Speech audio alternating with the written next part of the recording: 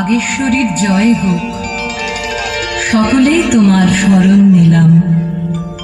তোমার কাছে শরণ নিয়ে সারা ত্রিভুবন আজ ধন্য। দেব মানব সকলেই তোমার বন্দনা করে।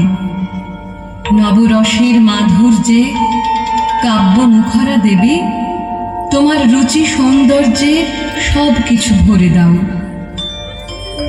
মানস সরোবরের কুন্দতুহীন ধবল হংসে আসেন দেবী, তুমি তোমার পদ্মের মতো সুন্দর হস্তে সব জড়তা দূর করে শুভ বুদ্ধির বিকাশ ঘটাও।